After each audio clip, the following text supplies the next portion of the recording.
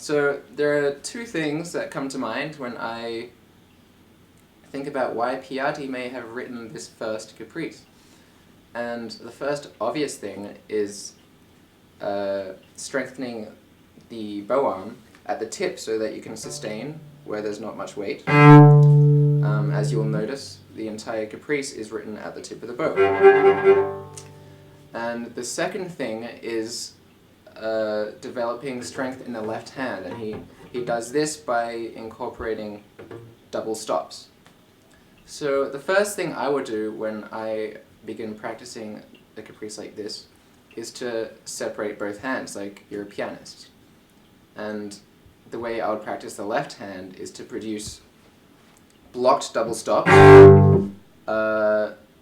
paying careful attention to beginnings of the notes, careful attention to tone and intonation, making sure all the double stops and perfect intervals are in tune. And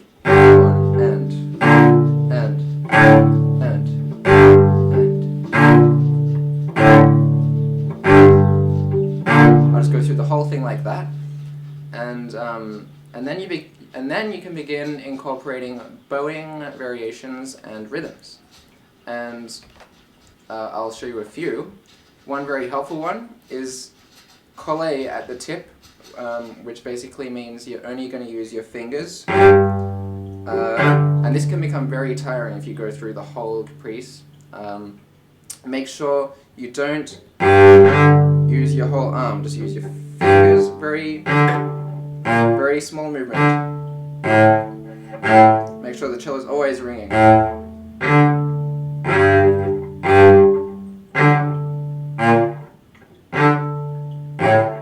I'm even using a bit of arm at the moment.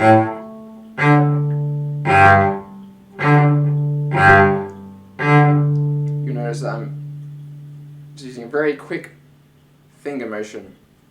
Up, down, going through the whole thing like that. Another helpful one is doing it very smooth and legato, focusing on string crossings and bow changes and even bow distribution and all of that stuff. This is what I mean.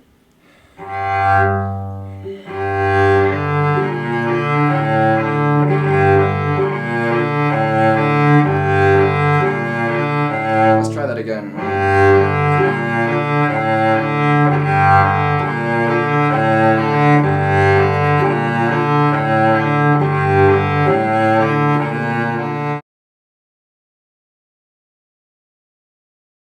A few tricky spots. There's one spot in the middle.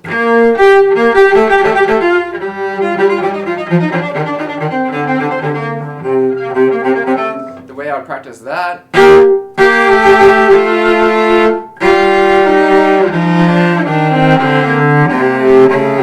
Slowly, of course, and also the ending.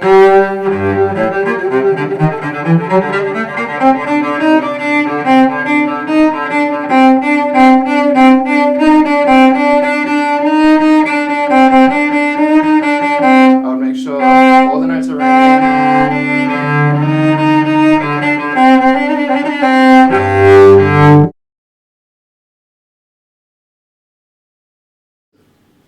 Once you've done enough work on that, let me repeat that it takes a lot of careful, disciplined work to gradually build up the strength in both arms. But then you can begin focusing on the musical side of the caprice. And what I envision when I am performing this caprice is more of a wispy, kind of windy tone color. And the way one can achieve that is by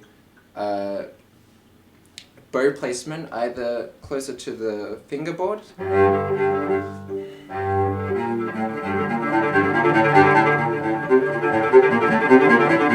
or even closer to the bridge, sul ponticello.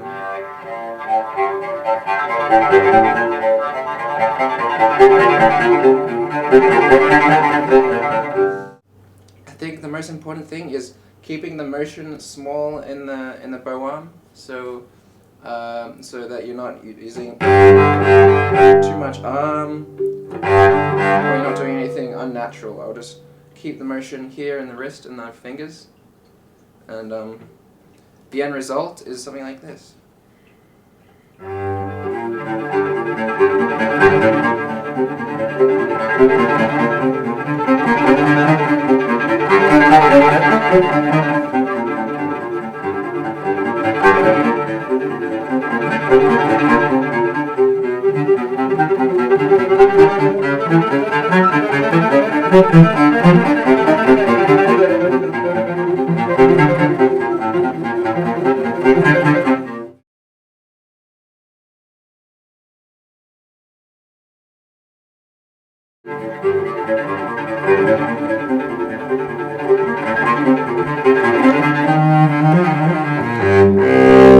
And I hope that helps you in your adventure with this Caprice.